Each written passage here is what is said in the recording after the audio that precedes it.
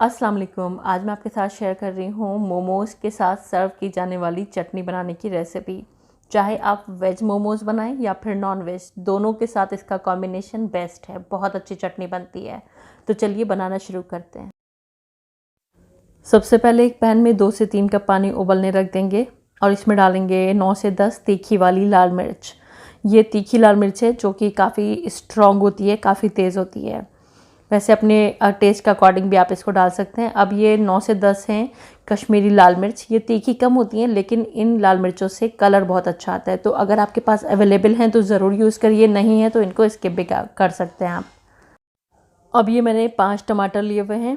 अगर थोड़े से बड़े हैं तो 4 भी आप ले सकते हैं। इन टमाटरों में मैंने क्रॉस का निशान पीछे बना दिया है और आगे जो आय है वो मैंने रिमूव कर दिया है, जिससे कि इनका छिलका उतारने में आसानी रहती है।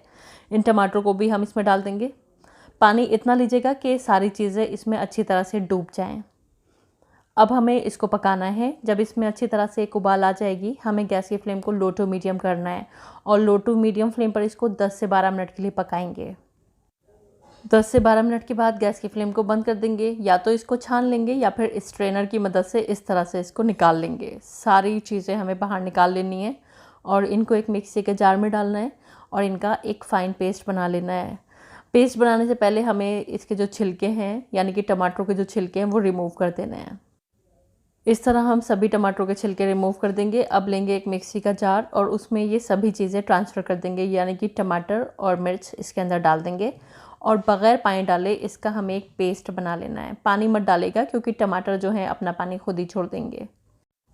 तो इस तरह से हमारा पेस्ट तैयार है। अब ले लेते हैं एक पैन और इसमें हम तकरीबन 2 टेबल स्पून तेल को गर्म कर लेंगे और तेल के गर्म हो जाने पर हम इसमें डालेंगे 1 टेबल स्पून भर के लहसुन को फाइन चॉप कर लीजिएगा और 1 टेबल स्पून लेवल करके डाल देंगे इसमें अदरक और इसको हल्का सा सॉफ्ट हो जाने तक फ्राई कर लेंगे। तो 1 से 1.5 मिनट के लिए इसको मीडियम फ्लेम पर फ्राई कर लेते हैं। और अब हम इसमें डाल देंगे टमाटर और लाल मिर्च का पेस्ट। इसी के साथ हम इसमें 1 टीस्पून या फिर टेस्ट के अकॉर्डिंग नमक डाल देंगे और आधा टीस्पून डाल देंगे शक्कर और 1 टीस्पून डाल देंगे सिरका, यानी कि विनेगर नहीं है तो फिर आप नींबू भी यूज़ कर सकते हैं और 1 टीस्पून डाल देंगे सोया सॉस।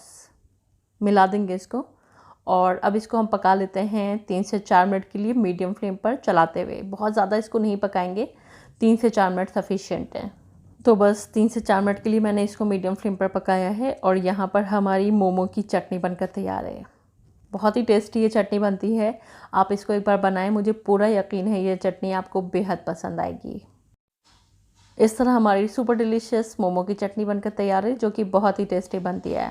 आप इसको एक बार बनाएं और मुझको अपनी फीडबैक ज़रूर दें, आपकी मोमो की चटनी कैसी बनी। और इसके साथ मैं बहुत जल्दी आपके साथ शेयर करने वाली हूँ चिकन मोमोज़ की रेसिपी, जो कि इसके टेस्ट को दोगुना कर देगी, या फिर ये समझें कि ये चटनी चिकन मोमो के टेस्ट को दोगुना कर देगी। उम्मीद करती हूँ रेसिपी पसंद आई होगी। अगर पसंद आई है तो वीडियो को लाइक और चैनल को सब्सक्राइब करना मत भूलिएगा और प्लीज़ मेरे फेसबुक पेज को भी ज़रूर फॉलो कर लीजिएगा, लिंक डिस्क्रिप्शन बॉक्स में है। बहुत बहुत शुक्रिया। अल्लाह हाफ़िज़।